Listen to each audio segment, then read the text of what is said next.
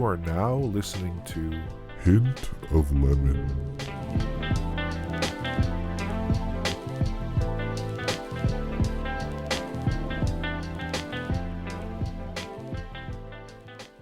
Hey, welcome to Hint of Lemon. Again, my name is Mark, and this is my official podcast. It's crazy.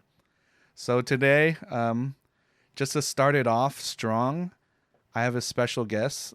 I've known this guy for, fuck, dude, how long? 20 plus years? Plus, man, 23 at least. 23, 24, something like that. I don't know. The thing is that we've known each other for so long. I mean, Yeah, this guy is basically my brother. literally. And just right off the bat, like, fuck, I feel like we've seen each other grow in like awkward stages and, from basketball days all the way to, you performing and then I'm just one of the groupies in the back just supporting my boy. Like, fuck, like that's how far we made it. And Yeah. so, yeah, I feel like we're just going to have a good conversation and just talk about life. I mean, we've done this before, so I'm not worried at all. So let's just jump into it. What's social media that you want to plug? You want to Yeah, plug in your SoundCloud, all that? everything on my social is Michael Manuel V. SoundCloud, Instagram, YouTube. It's Michael Manuel Manuel V for my last name. There So you yeah, go. check it So for sure, you'll definitely see like his evolution in music, especially, which is one of the reasons why I invited you on here. But out. no, let's just catch up. Like, how's this pandemic treating you? Because this shit is on lockdown again, Bro, unfortunately. I know Yeah, we're gonna be honest. We're gonna be authentic. It's been rough, yeah, man. Like unemployed life has been rough, and just trying to find ways to cope with it yeah, and to find time to do things. But I have finally been getting more clients, and I've been able to yeah, do more of that stuff and getting back into music, which is a big thing. Like I'm sure you saw, I posted like I'm taking vocal lessons again, so I'm just slowly trying to get back to a set schedule, I guess. yeah. And so for everyone listening, Mike's a boxing trainer, right? Or as well as he's records his own music and just overall musician, you know, Yes, every yes. instrument I can think of. I don't even know what you I don't even know what the updated list is anymore because I feel like you play everything. Um but no, like what do you mean about like time? Cuz I feel like personally, I feel like there's so much time, but when I break it down, I'm wasting my time on top of that, if that makes sense. Yeah, Like man. I work remotely, so I guess that's part of my day, Yeah, yeah. but I don't know, when I really look at it, like I'm not really doing as much. Like I'm just wasting time. What do you mean Yeah, by like time is you feel like you don't have as much time or what? it's exactly what you just said, man. I have days where I feel like I'm just wasting away. I'm just Yeah. rotting. You know what I mean? And it's like I try to be productive. I wake up and I'm just in a slump. I'm just in a funk. Yeah. I push things over to the next day. The procrastination is so real, man. Oh, I hear And you. and like the low key, man, the depression is so real, especially with like 4 p.m. The Yeah. sun's out, Especially sun's, now. Yeah. and then this morning it was just fog. Actually, I kind of like the fog. That was cool. Yeah. But the seasonal depression is real, man. Like having too much time on my hands, it kind of makes things like when I'm busy as hell. Like I'm Yeah. sure you've noticed too. Is like before pre-COVID, I was working 50 hours a week. Yeah. I Everything was just go go go go go. The momentum was strong. I was always up to something, Yeah. and now that that halted, there's like no momentum. It's like that feeling of inertia, right? And I'm Yeah. sure you're feeling that Yeah. too. That's kind of where it's been. Like that's a thing. I feel like especially how you put it, like your routine has been thrown off, and granted it's been like what, like since March. I don't even want to count anymore. Like I just stopped keeping track how long it's been. But like for example, having I don't even think I have a routine down now. It's terrible cuz I feel like I've been regressing personally. So like I would get up for work. I remember when it started, I'd get up for work and be like, all right, let me go downstairs, make some breakfast, because that was part of my real work daily routine. Yeah. But then obviously, as it prolonged. It's like, if I'm real, I'll fucking wake up, grab my laptop while I'm laying down, and like spend my first hour in bed, like Yeah, doing work. But that shit that's is real though. You know what I mean? so real, man. Yeah, And it sucks. And then obviously that looks different for everybody. But I sure. mean, Man, now that you say that, man, I can be honest too. Like I've been going to bed at like mm, 2 a.m., 3 yeah, 3 a.m. When waking up at like 10 and yeah, 11, I'll stay in bed for an hour, like you said, just on yeah, my phone. And it's like the night before, I'll even like journal out, okay, I'm gonna wake up early, yeah. I'm gonna go for a run, I'm gonna go for a walk, whatever, and it doesn't happen. Say it. But sometimes it's okay though, because like you just have to prepare yourself mentally. I think Yeah. that's the reality of right now. Yeah. Obviously, I feel like we're more aware of ourselves and what we do need. Because at some point, I literally had to stop myself and be like, what? Why do I feel so stressed out? Like the day Mm-hmm. is literally not as jam packed as, but compared to like what's in my head, like I'm like, I need to do this, this, and this. But I'm like, Yes. dude, life is slower now. Yeah. Like it's okay to just take a breather because Yeah. mentally everyone is just dealing with something. But Yeah. I think that needs to be heard. I think yeah. part of my anxiety is the feeling that I need to constantly be doing something. Oh, And no, but a lot of people can agree with that. Just feeling like you have a to-do list, but the yeah, pandemic obviously kind of requires you to pause at life. But yeah. um well, you kind of mentioned it, but I guess what are some habits that you've obtained? Doesn't have to be good or bad. I mean, Oh, okay. I've gained a lot of bad ones for sure. So, One thing that I'll start with something positive, I guess. okay. I've gotten into the habits of going on walks, Mm. of jogging, of trying to squeeze a workout in like at least 3 times a week, at least, and then um, drinking more water because I just have the time to drink water. But like some bad habits, um, I'm sure we can get into it later, and that was partly due to the fact that I was um, drinking more. Like Yeah. I drink way more. Well, not anymore. Yeah. I had a phase where I was drinking way more, but now it kind of moved on to weed. No, So yeah. now I'm smoking more weed, Yeah. and it's I obviously just do it now to relax, to wind down at the end of the day, Right. and to go to sleep. Um, but yeah, it's like it's really hard to not develop those addictive things when you have so much time on your hands. Like I know a few people who've relapsed. Like me along with like most of the people I know have gained Right. weight, and uh, yeah, it's just trying to develop and hold on to good habits is what I'm having trouble with. So let's just talk about our friendship. Yeah. So we've known each other for what, roughly 24 years? I don't know, dude. I don't know the math. Yeah, something like that. When did we Yeah, meet? In kindergarten, technically? technically in kindergarten. Yeah, Yeah. So what do you remember how we first met? Like, I'm pretty sure my story is different from yours, but I'm curious. I just remember like I still had an accent because I was still like obviously I live with my parents, Yeah. and I remember I think it was you, like we were talking in Tagalog, like we could say some things to each other in Tagalog, and I was like I mean, to give background, like our class was like, I think like we were like majority minority because it Yeah. was like a Catholic school. Yeah. You get lots of like Hispanic and Asian, Yeah. Filipino specifically. So yeah, I just remember like, oh snap, there's a lot of Filipinos here, Yeah. and I could talk to somebody in like Tagalog, like we know a few words. I think that's I want to say that was you. Like we shared, I forget what words. I think we were saying like animal names, like we are saying dog and cat Oh, and like snake, like aso, pusa, and stuff like that. okay. I don't remember that, but You don't remember that? Okay. mine's different from, because I remember my oldest memory with you. I mean, I don't think I was a bad kid, but I guess I was stupid in kindergarten because there's so many stories. Um, Yeah. Maybe that kind of shocked me into being a good kid. I don't know. Who knows? But I remember we were on the playground Yeah. and it was in the cage, so it was like by the monkey bars. The cage. And Oh, fuck. I remember it so clearly because I got in trouble for it. Oh, shit.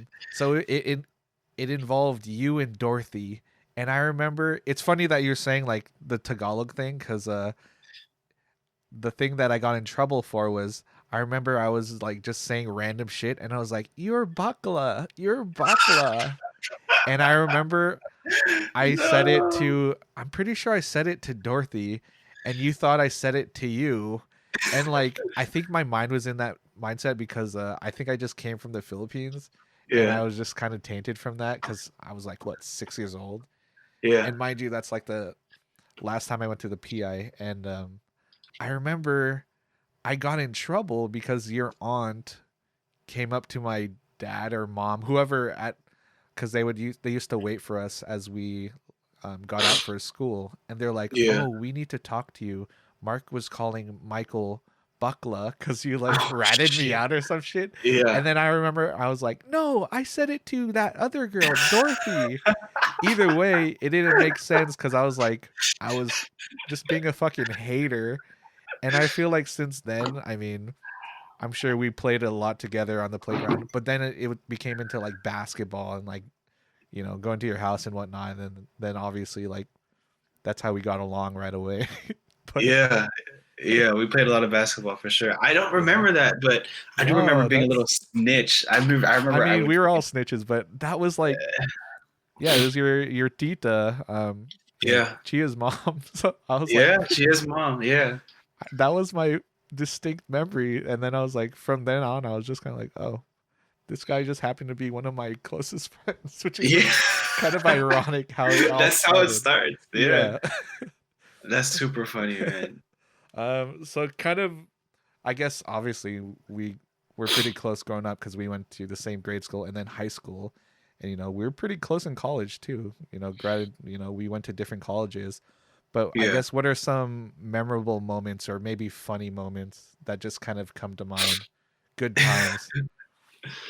Uh, Man, I think of all the times that we were in basketball camp together, and that shit fucking Ah, sucked. fuck, that just And gave me PTSD. Yeah. yeah, What about it? I just remember like you cramping and then like me That helping was you get, bad. That was bad. and then oh my god, and like feeling like throwing up after the end of basketball camp.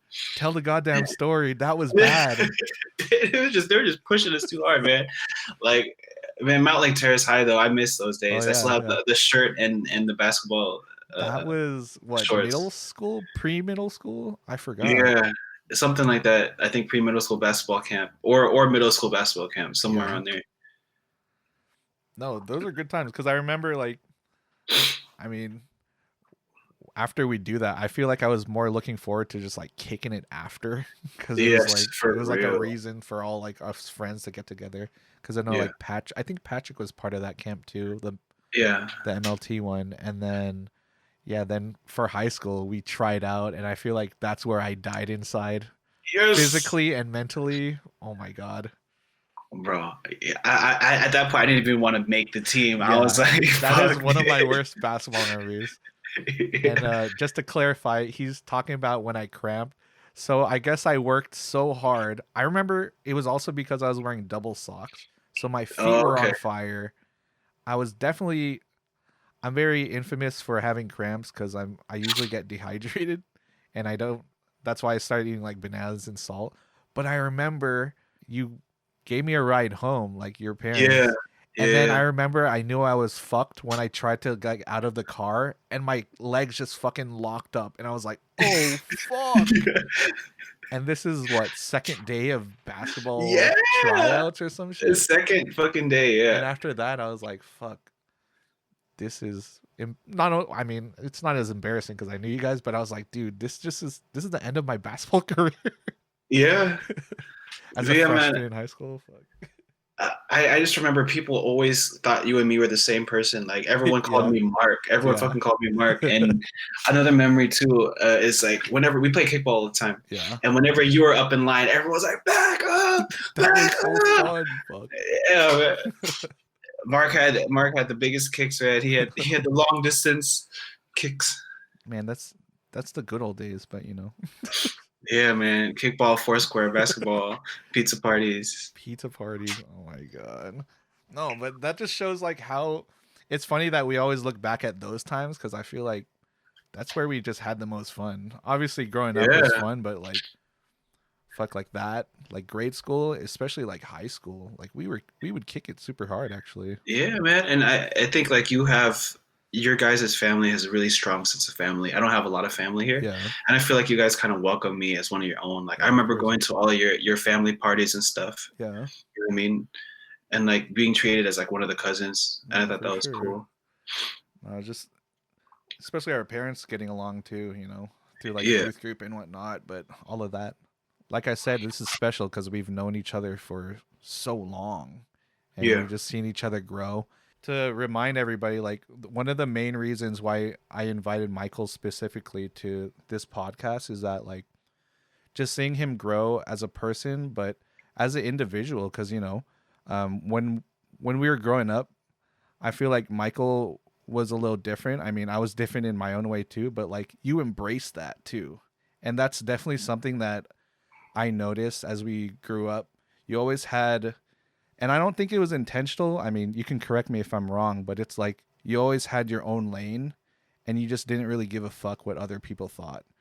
Yeah. And you found your niche through, I remember when you started getting into dancing, because like at some point, like we both enjoyed basketball, but then you Yeah. started swaying towards like music and whatnot. Like we were in band together. I remember, I That's fucking remember right. that. I Um, forgot all about band Me shit. too. I do remember just you getting into being more creative. You had the dancing as an outlet, and then obviously music has always been part of your life. Yeah. And just kind of seeing how music and just being an individual has shaped you in different ways. Because I've seen you all the way up to just performing, to joining a band, to having your own production and all these things. And so, with that being said, I guess going back to your childhood, like just tell me about your upbringing and you know. For sure. Yeah. Well, first of all, I appreciate that, man. I appreciate that.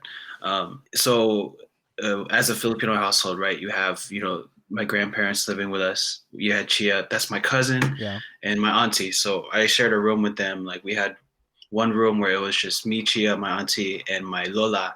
They were all musical, especially my tita, especially my ate. They played piano and they sang, and so I was surrounded by that. One thing too about like staying in your lane, like I felt like because I was constantly surrounded by women all the time, like it was just mostly women in the household. My dad was always working. I feel like I didn't really have a relationship with my dad at that point, yeah, but um, I felt like because of that, because I had so much exposure to women, I was a little bit more feminine. I mean, like going back to you, like calling me bakla, I don't even remember that, yeah, but I remember like other people teasing me for being like feminine or being soft yeah, or even like calling me gay and like asking me if I'm gay and shit like that. yeah, And I just remember there was a point, like you said, where it's just like fuck it, like I just gotta embrace who I am. Like I do have this creative, like feminine side of me, yeah, and I think it kind of started with like um, that and also control. It's like in basketball you play with other players, but in a creative world you have control of your environment. yeah, And I think because of like getting bullied and getting called this and called that, when I'm creative, when I can create, when I can use my hands, I could create my own world and yeah, express my own way, yeah. express things in my own way, right? Well, you mentioned that it's like around a lot of women. Like, would you say that kind of changed the way that you viewed certain things about yourself, or did that kind of, you know what I mean? Like, Yeah. um, what am I trying to get at? Hold on. Oh, I 100% do, and it's still kind of has influenced who I am now, Mhm. and it's like good and bad, pros and cons. Yeah, And it's like I wish I had someone to teach me how to be a man. I wish my dad was more active in my life at that point. right, And I wish I had someone to teach me how to stand up for myself because I didn't know how to do that back then. You right. know? Well, kind of going off of that, like, how would you describe yourself as a kid? Yeah. Oh, for sure. Okay. So as a kid, I was really soft spoken, really shy, really anxious. Mm. And part of that was because like I didn't have siblings, and most of my interactions were with my family, which are older than me. Right. Um, I didn't have anyone at home to give me feedback. And so without that feedback, I'd be saying some dumb shit and not know it. You know what I mean? Mm. Like I I feel like I was just very kind of ignorant and kind of not self-aware as a kid, and that led to being, you know, kind of outcasted, kind of misunderstood. Hmm. And part of it is because I don't know myself, obviously. But Right. But at that I, time, would you say that you feel like you explored a lot of different versions of yourself? Because I feel like yeah, from a outsider's perspective, I definitely saw that a lot, especially by the time we hit middle school, because that is a time where I don't know if it's scientific, but usually around middle school, that's where you start realizing like, oh, what am I really into, and what can I master, for or sure. just figuring out yourself. That's where you Yeah. really are able to self-reflect. Would you say like that was a time in your life that you really tried to explore who you were? I think that was middle school was a really hard time in my life, Mm. and to be 100 with you, man. Like it's a point in my life that I don't like going back to, Yeah. and that I've kind of pushed away because I was a little bit suicidal in middle school, Yeah. and I was getting bullied a lot, and that middle school was probably the peak of my like self-hatred. Yeah. Yeah. And yeah, it was really hard for me, and like I said, I don't really even go back to those memories Yeah. because like sometimes even like forget that they even existed because like you Right. tend to push those memories away. I was in a really dark place, and you're right, like I was trying new things, listening to different kinds of music, um, finding creative outlets, again just like finding ways to control like that kind of hurt inside of me, I Right. guess. And that translated through, like you said, the creative outlets. And would you say music specifically kind of was your therapy, Yeah. like in a Uh, way? Like how would you describe music and your relationship with it then? um, man, music, I always say this, but music saved my life. And I found like Linkin Park, man. Linkin Park Yeah, fucking that was like like, a fucking cut back then for sure. yeah, man. Like music like that, that's like not only the lyrics did it resonate with me, but like the kind of visceral, hard, the guitar, the drums, like Right. something about it. It gave me that energy. It gave me that feeling. It gave me like more of a will to keep pushing Right. because it kind of inspired me. It kind of told me like, oh, there are people out there who feel like me and who get it. Yeah. Struggle obviously builds character, and everyone else who's kind of had a fucked up childhood can relate to others. And when you see people who grew up and start like Linkin Park. Yeah. It's corny to say this because it's Linkin Park, but No. um, like you could hear the pain in Chester's voice when he sings, like R.I.P. Like he battled with depression Right. throughout his entire life, but because of his talent, because of what he was going through, he was able to inspire people and bring people like me out of that funk and Yeah. keep going. So No, for sure. And that's definitely relatable because, even it's not even like that you have to be that age to be able to connect with a musician, but yeah, it's just cool to see that at that age you were able to relate to that type of music and that singer especially, for sure. yeah. Um so kind of going off that, would you say hearing that kind of music has caused a spark in interest in, pursuing that? Like where did that come from necessarily? Because I know For you sure. used to take piano lessons, but um Yeah. at some point, I don't know this from an outsider's perspective, but like what sparked you to keep doing that? Obviously, exploring yourself and your creative side, but what really kept you going at that age Yeah, man. or So inspired you? Yeah. the first instrument I played was piano, right? I took piano lessons, like you said, but I Yeah. hated piano lessons. Yeah. It was just classical shit. I couldn't read for shit, and Right.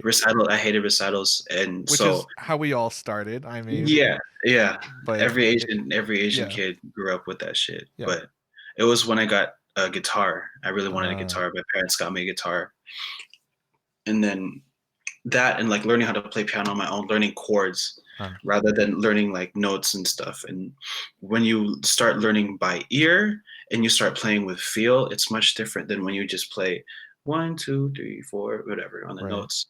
Because then what I liked, like I said, the visceral feeling of heavy guitars and loud drums is that you can really you can really express yourself through those instruments if you get out of that um, kind of like box of classical music. Now that I understand the feel, I can go back and play classical music with Yeah. feel. But like Mm. when you're young and they teach you to play classical music, they don't teach you how to feel. And as someone who plays music now, who gets paid to play music now, you can tell who's classically trained and who plays with their heart, if that Mm. makes sense. Yeah. And I think I value more people who play with their heart because it's more of an expression of their soul rather than a piece of paper that they're playing off of. If Mm. that makes sense. So my to answer your question, I guess what kept me going with music is as a soft-spoken kid, as someone who didn't know how to let his voice be heard, Mm. it was my way of expressing, and it was my raw, like visceral emotion Right. that I was able to channel through a literal instrument. And I think that's why I fell in love with it. And that's really cool that you're saying that. I mean, I'm kind of realizing, we're pretty similar for the most part in terms of not really knowing how to speak our minds in a Yeah. way. I mean, I think obviously we've changed since we were kids, but I think at that point, because I'm reflecting on back when I was also 12, 13, whatever, Right. middle Right. Right. school. Right. I guess my outlet was, basketball, because, Yeah. in a way, like basketball is an outlet where I was able to show a different side of myself, and 100. and that's where I was able to kind of practice being a leader or more vocal, because I wasn't really the same person on the court, Mhm. even like in a rec league or whatever, versus as a person. It's just a different mindset. But That's so real. Yeah. because like for music, would you say that with different genres, it was kind of a way to express yourself in that? And you know what I'm saying? Like Yeah. music just naturally is, you're not just one type of, Parkes. like for music, it's interesting because there's different genres, but obviously you have the freedom to explore those different ways. And then Mhm. sometimes like that's how new music is made. Like it's a combination. Would you say that kind of gravitated towards that idea of music? Yes. Yeah. Yes. 100%. Yeah. And because like I started off again, I mentioned Linkin Park, but I started off with like emo music, Yeah. like emo alternative music, and then also like the R&B, like the deep cuts, like Yeah. I was like a hopeless romantic, you know what I Yeah. mean? Yeah. And I'm no longer a hopeless romantic, thank God. But I Well, I am, so that's unfortunate. I still get episodes here and there, but like man, like uh it's just the feeling, man. And I am a feeler, and you Yeah. and me were intuitive people, Yeah, we and are. in different ways. For sure. But yeah, man, like the feeling, the inexplicable feeling Mm. is able to be conveyed through all the different genres of music. Like you listen to one to convey one, another to convey the other. Right. And I think like, you know, I had a broad spectrum of music that I liked because I had so many emotions. You know what I'm saying? No, that's real though. Yeah. So kind of taking that, fast forward to, let's just kind of clump it all together. Obviously, you might have some instances between them, but with that kind of mindset of about music, and then obviously you're growing as a person. Just fast forward to today. Like, are there any moments in relation to music or just personally that kind of inspired or hindered you from pursuing that passion in Oh man. in music? Well, obviously, like parents, right? Filipino Yeah. parents. You've heard the story thousands of times, Yeah, but and we've had a lot of talks about this before. Yeah, for sure. yeah, But for the immigrant story, our parents came here with barely any money in their pockets. You know, yeah, they lived in the South End, where you can only live. I mean, people can look up the history of Filipinos, the diaspora to Seattle, but basically we weren't allowed to live anywhere else but the South End. It was restrictive housing. Yeah. My grandpa came in the first wave. My grandpa's brother, my fault, came for the first wave. Our parents came for the second wave, but they came all the way here, worked their asses off to become successful, Right. and their kid wants to be a fucking musician. Their kid wants to be a rock star. Like, it didn't settle well with them, and so that obviously was the biggest thing to stop me. But it was just, music was my passion, and for me it was what helped me deal with my demons. You know what I mean? So I continued to pursue it because it was my way to keep going, I guess. And kind of speaking off of that, like, I mean, I'm sure it's different now, but like just having that initial voice in your head of, you know, your parents being like, no, we don't want you to do this. And obviously you probably had a lot of mental battles saying like, oh, maybe I shouldn't pursue music, even as maybe not as a job, maybe not even as a hobby at some point in your life. But would you say there's some defining moments or like aha moments that kind of reiterated like, man, music is for me? Because from an outsider perspective, I can see that, but I'm curious like what your personal experience was. But I can share that after. Yeah. So For sure. what are some aha moments that kind of nudged you metaphorically, like, hey, keep going at it? I think like I've always had really low self-esteem, especially back then, and I kind of saw myself as a loser. And you know, like, the people around me kind of reinforced that, and you know, called me a loser, called me this, called me that, whatever, and I believed them. And when I had music, like I said, I had the chance to battle my demons on stage, and it's when I was able to perform in front of people and use the right songs and the right words and the right feel. And you know this when you watch someone live, and if they really feel what they're saying, it makes it believable, it's authentic. And that's when even if they're not the technically best singer, you just feel the emotion, the vibe. It's just better. You can get chills. Becomes a spiritual experience in my experience. But yeah, it's having that performance. I remember my first like debut in Seward Park. Take me through that. Take me through your first official performance, because I'm sure you had a lot in your garage. I remember your setup in your garage was like literally amp. I don't know if you had a drum set, but you definitely had like a bunch of amps. You had your infamous orange guitar that you upgraded to your electric guitar. Right. Yes. Yeah, take me through your first official performance and just kind of what happened after that, you know? Yeah, man. So I had little performances, little recitals here and there, but never like any big performances. But I did Pista Sanayon. Right. I did Seward Park. And I was 16, 17. No, and maybe I was 18. For anyone listening, 18. Pista Sanayon is like a Filipino festival. I mean, big gathering for just all Filipino communities around Seattle. So that's just kind of the background. But yeah, you perform there, and getting on that roster, I mean, I would think it's pretty hard for the most part. It's not like they just take on random mini acts, you know what I mean? So for sure, yeah.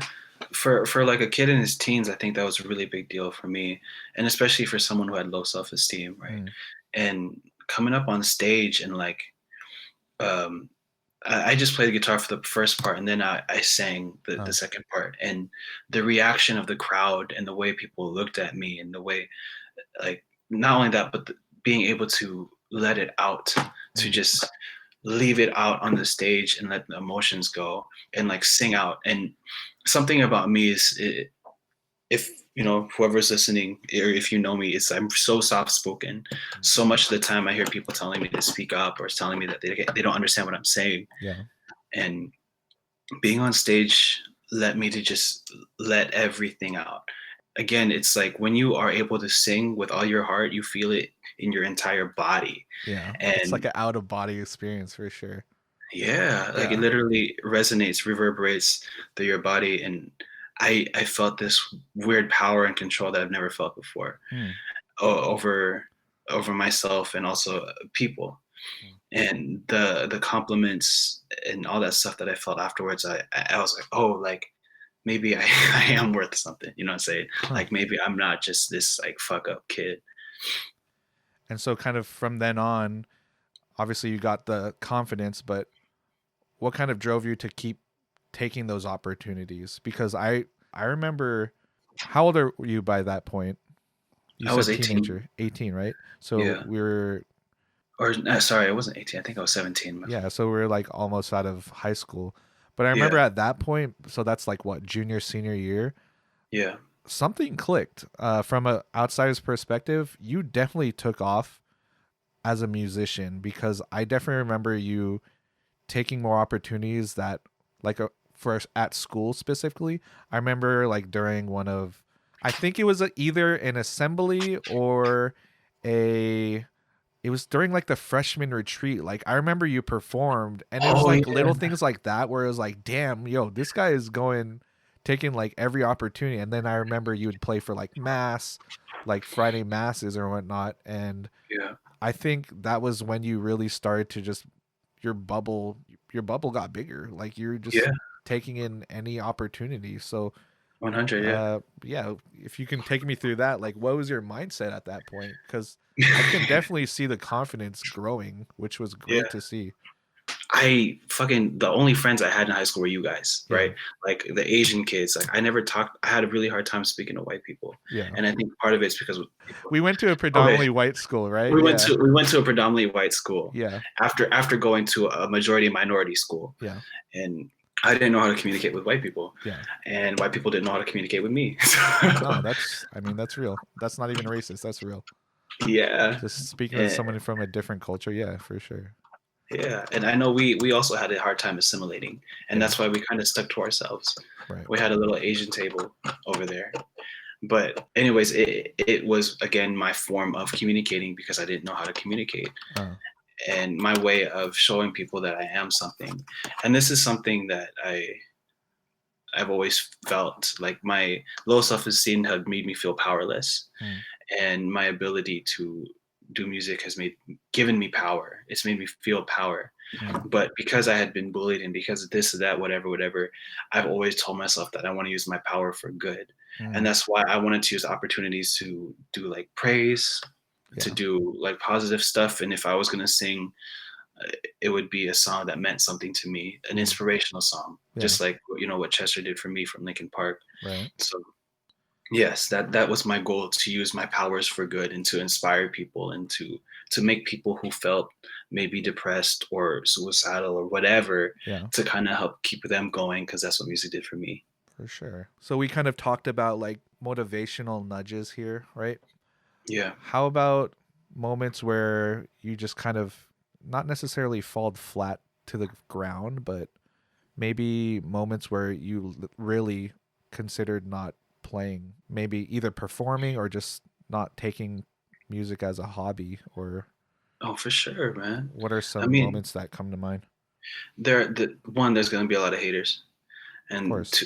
and there's going to be a lot of people who But just that's call you not out and new tell to you you, stuff. especially, you know.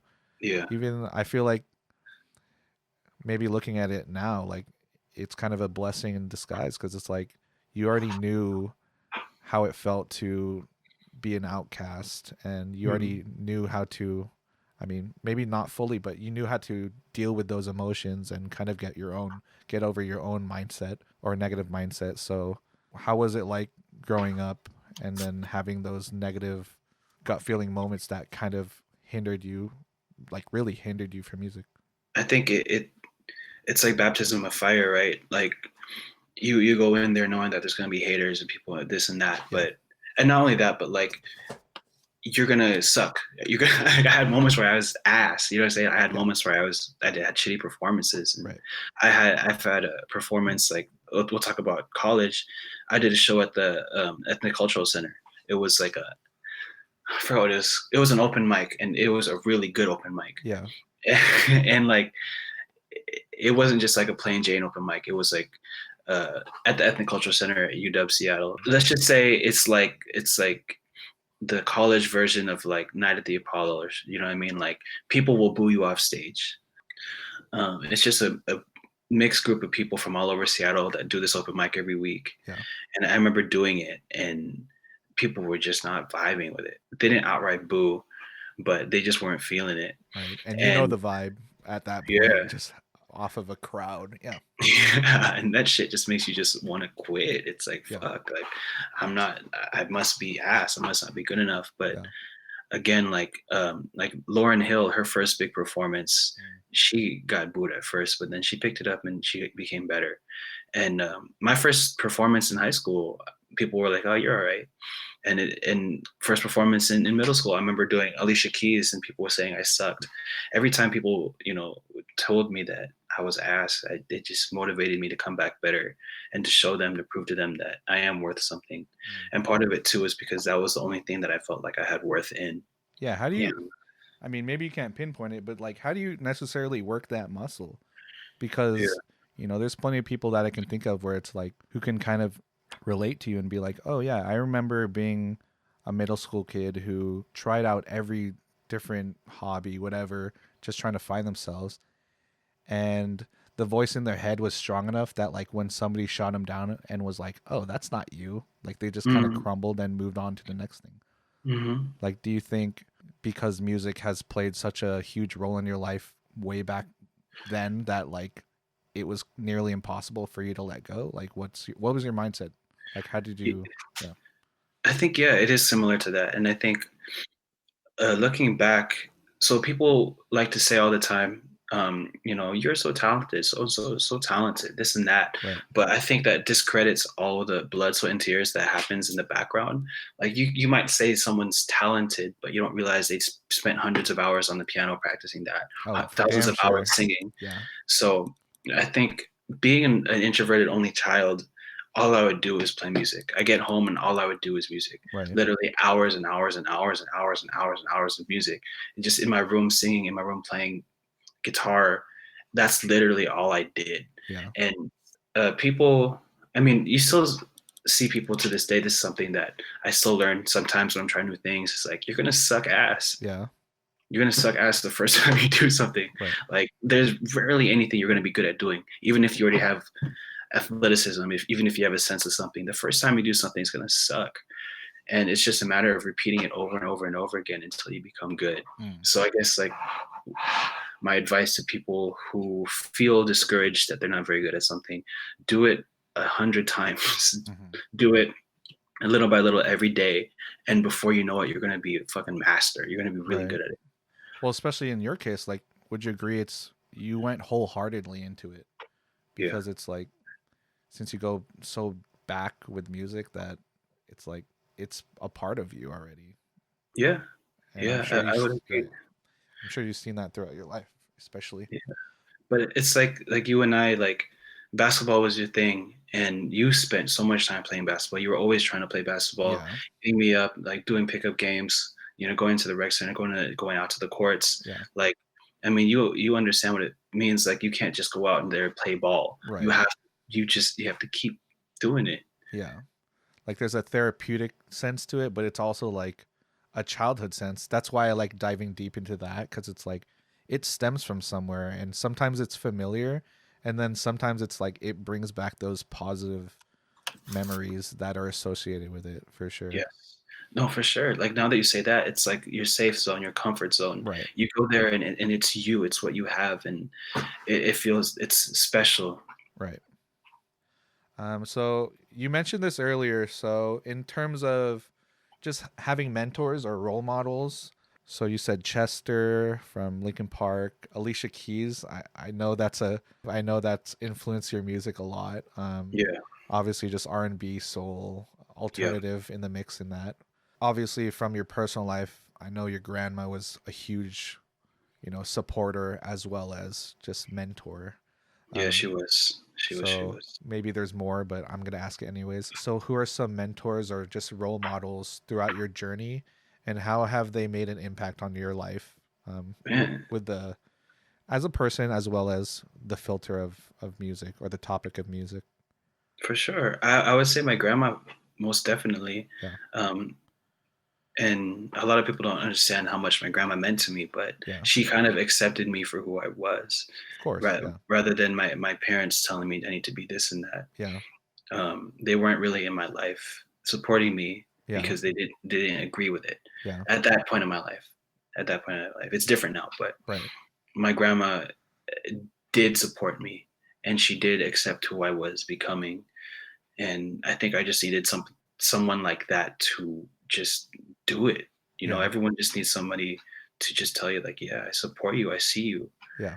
And that's what my grandma was for me. And then like I won't lie too, like I started noticing that I got attention from girls doing music too. Oh, And hell so yeah. that was like an inspiration, man. And uh too much of an inspiration, to be honest. It's like I had a phase where I was like, I'm just gonna sing all these love songs. I'm Hey gonna try to man, when get you all have these power girls. like that, I mean, I wish I could sing sometimes too. Goddamn. Yeah. And that was my way of getting girls. So that's my lane, you know what I mean? Like Yeah. I suck ass at flirting, so I just Yeah. use my voice to get that. I But mean, it's not outdated, that's for damn sure. yeah, yeah, So yeah, who inspired you growing up? Let's just take a step back. sure, yeah. Um, I got a lot of inspiration from our youth group. A lot of the praise music, Hillsong, really helped inspire me. And I can go off on a lot of things. A lot of artists that poured their heart out. Again, my grandma too, man. This is a lot of local. Oh shoot, this I have a story. I have a story.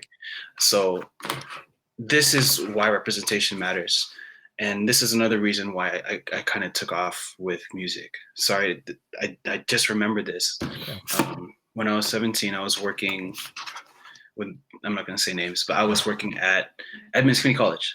Yeah. So I was working at the community college, and I had a Saturday shift. And the building I worked in, it has the black box theater.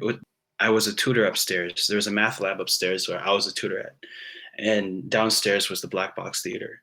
And then I got off work, and then I see Contagious, the performing company, downstairs practicing.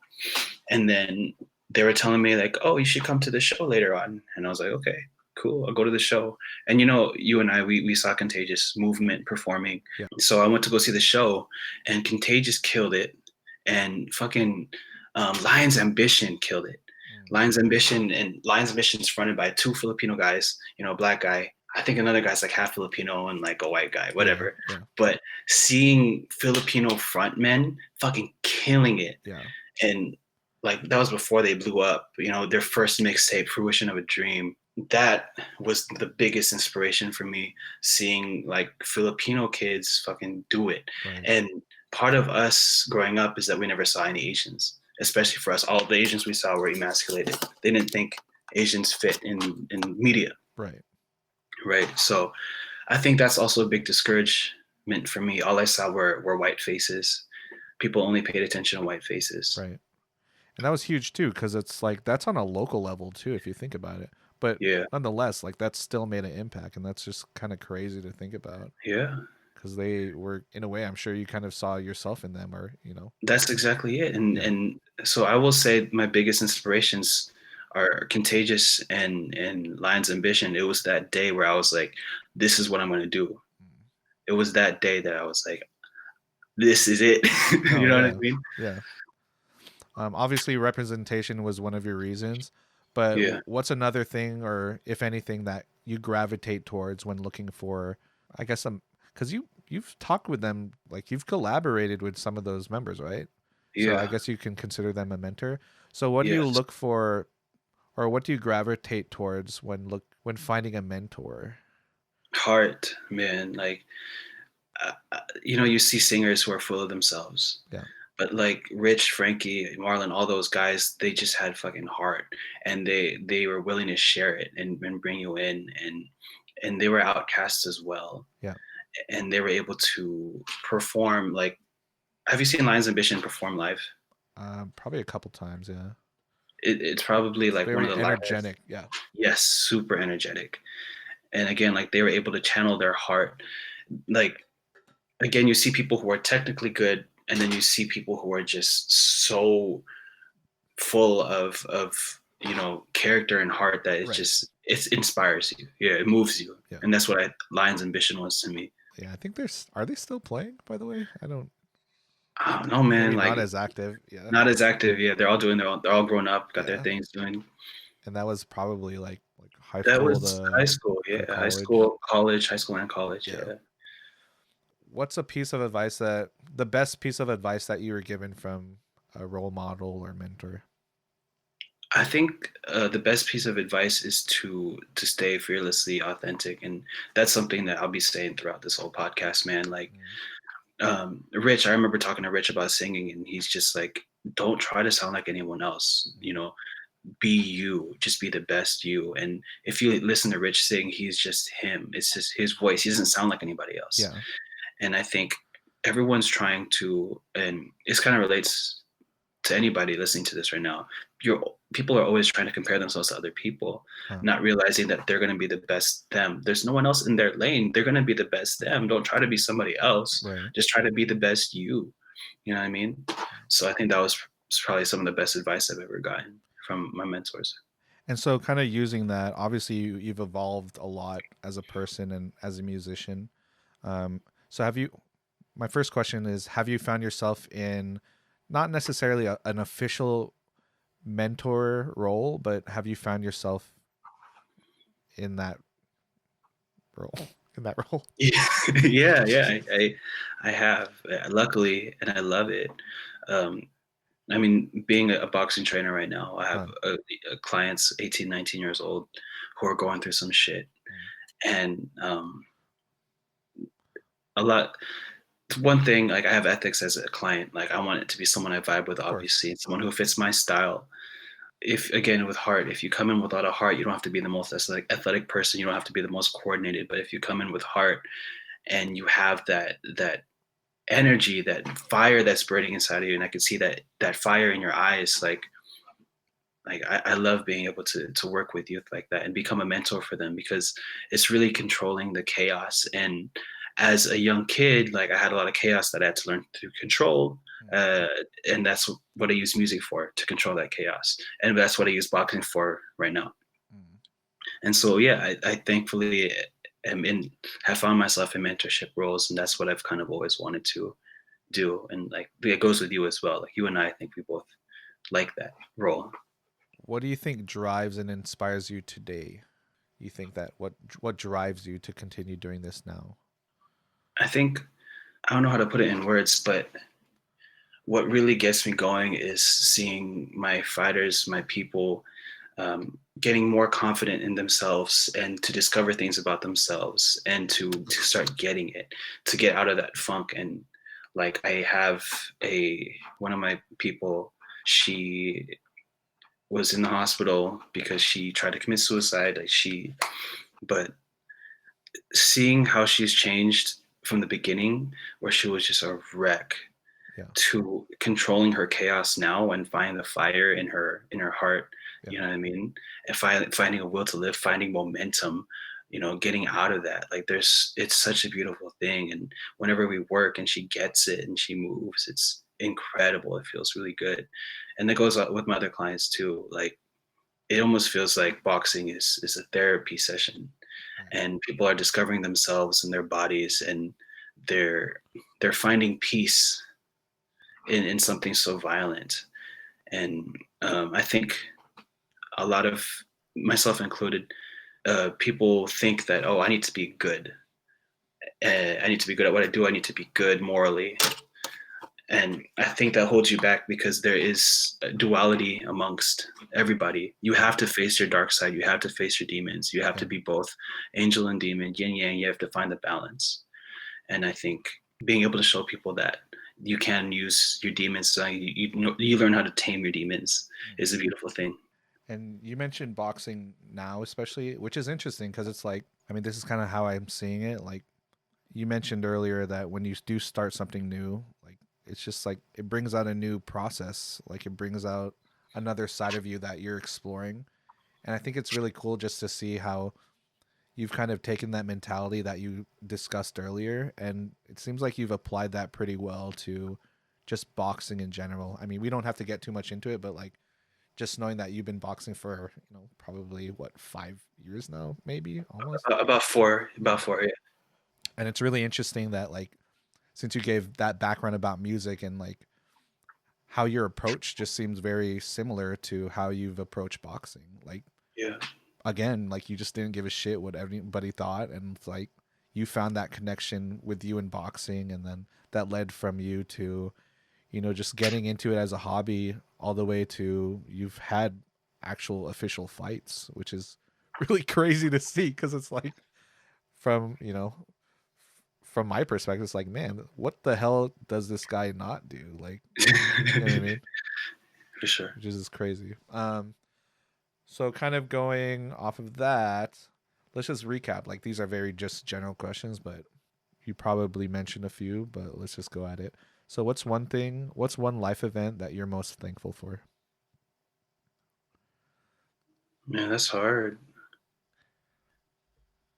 That's hmm. And it can speak on just as a person, as a musician, as a coach, as a friend. It's really just open for interpretation.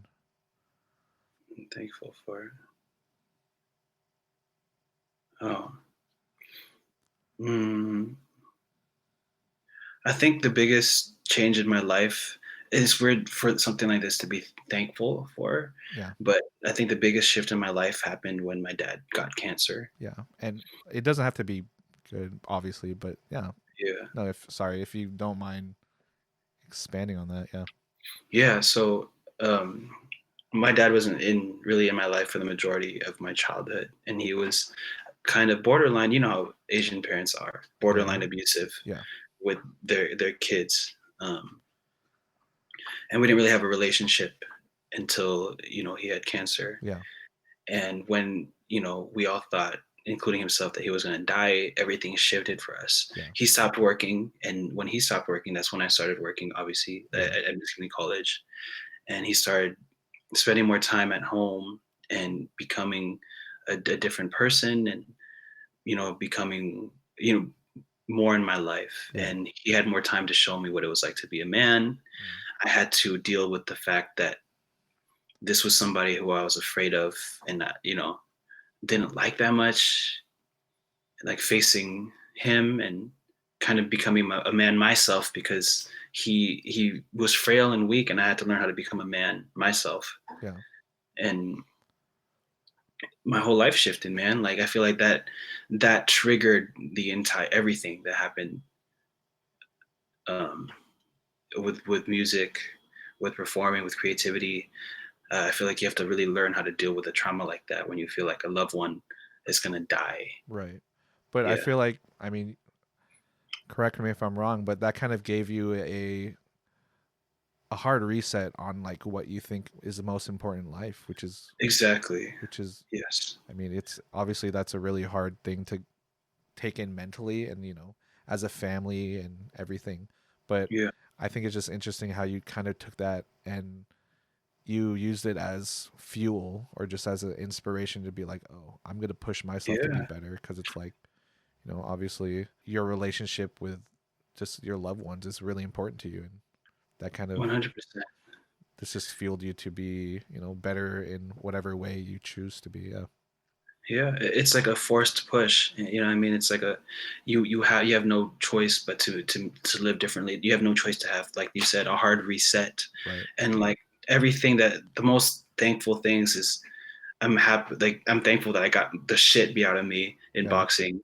I'm thankful that the breakups that I've had have been so profound in ways of my growth. Like everything that's knocked me down, Yeah. literally and figuratively, Right. has helped me so much. Right. Yeah. What is one of your most favorite, memorable, defining moments or events in your life? And I want to say my last fight, off the top of my head, that's what I can think of. Yeah. Because I was able, after that, I feel like I just walked around differently. I stood differently. I feel like I was able to have confidence in myself as a man and as a person, period. Like I was able to prove to myself that I can do it. Um, and I think I am such a different person now. And that's partly due to boxing and the confidence I'm gained from it, and knowing that I can stand up for myself. Right. I also think it's cool because it's like you're reinventing yourself. Obviously, music has been a huge part of your life, and obviously, it's always going to be there. But I think it's just interesting how it's like you kind of took the back seat, if you will. I mean, maybe not fully, but that's how I see it. Like you've kind of I taken the did, back yeah. seat on it, but it's just cool to see the beginning of, your boxing career, if anything, how full force you're going at that. And like, you're relearning the same lessons, but also learning new ones. And then it's also For like a sure. reminder for yourself. It seems like that, like, oh, like I am great, like I am powerful, whatever that Yeah. that you need to re-experience. So if you had one opportunity to change your past, what would it be, if anything? I don't think anything right now. Oh. I think like I said, everything kind of led to who I am developing into. And like right now, like I really like who I am turning into. You know what I mean? Like Yeah, that's awesome. I like who I'm becoming. And this is the first time in my life I could say that. Yeah. You know what I mean? And so I'm really thankful for that. How about a time that you want to relive? Oh man. There's so many moments I think about though. Like I miss the summer times we had um when we had no care in the world, we weren't working, we just kick it till like 3 a.m., 4 a.m., you know. I miss old times with friends, man. Especially right now because we can't Oh really yeah, gather for sure. in groups. And it just adds But another layer of our issues. Yeah, for sure. yeah, man. What's one thing you're missing in your life right now? Going out, like God damn, that's real. Oh, man. I think about it so often, man. Like I I wasn't going out very often. I didn't go to the clubs really, but like Yeah. now I just want to fucking go to a club and get drunk. And it's like I thought I was over it, but right now that sounds like the best thing ever. That is, I want to get fucking sloppy drunk and as do a lot of people. That is, and just so go true. out. Yeah. Yeah. What are 3 things you're most thankful for right now? Oh man, well, first thing is my friends and family. You guys have helped keep me afloat. Help, so that's the biggest thing. I think the two, I guess, cliche, but probably music and boxing, because those have been keeping me busy and allow me to express myself and allow me to be myself. Yeah. So just kind of going over everything we've gone through. What's one lesson or piece of advice that you would give someone who may be going through the same thing you're struggling with or have faced? Yeah. What's just generally, like, what's one piece of advice that you can kind of recap? Yeah, be fearlessly authentic. Like whatever it is that you feel in your gut, in your heart that you want to do, just do it fearlessly, and just be you. Don't try to be like anybody else, because the more you continue to try to be like other people, the more you're going to hate yourself for not being like that. And the more you continue to work on yourself and understanding who you are, becoming aware of who you are as a person, the more you can love yourself and the more you can become more of who you really are. And if you not necessarily play on your strengths, but like play on what makes you feel good, feel happy, feel whatever, you know, you can't help but just feel good because you're doing what you yourself want to do rather than trying to do what other people are telling you to do. God, that's so something this like fuck, that's awesome. The part that really hit me, I mean, maybe it's personally too. Not even necessarily, like, I like how you said it's not even just playing to your strengths, which a lot of people would agree to, because like I've heard that advice so many times. But I think it was just awesome how you have that perspective, because obviously it's based off of your experience, but like playing off of what makes you feel good, or just, and obviously that's coming from a place of, you've been rejected a few times and whatnot, and you've been pushed down, but like it's really refreshing to hear that you kept going for it and didn't care what anybody said. Like it keeps going back to that, which is awesome, because it's like that obviously has driven you to do bigger and better things. So Yeah. that's, and if I could add on to that, Yeah, it's course. like as kids, like I don't think you and me, like I don't think we realized, like we thought, oh, it's not reasonable if we do these things. It's just gonna be a hobby. We'll just put it off Right. to the side as a Right. hobby. But like I'm literally making money making music and Yeah, boxing. which is fucking And nuts. so That's awesome. everybody was listening to this. follow your passion, do what you love to do, because no matter what, you're going to be getting paid for it. Yeah. And you're going to get not necessarily money, but you're going to get rewarded. Not necessarily right away either. And not Like, necessarily that's right a away. reality. It's been a long journey. It's been a long ass journey. Yeah. But it's rewarding. It's fulfilling. Well, yeah, look at the fruits of your labor now. Like, you know what I mean? Yeah. Hey guys, hopefully you really liked that episode. Personally, I thought it was great considering how transparent and genuine Michael was. So big thanks to him. And also don't forget to follow me at hint_of_lemon at Twitter. All right, see you in the next one.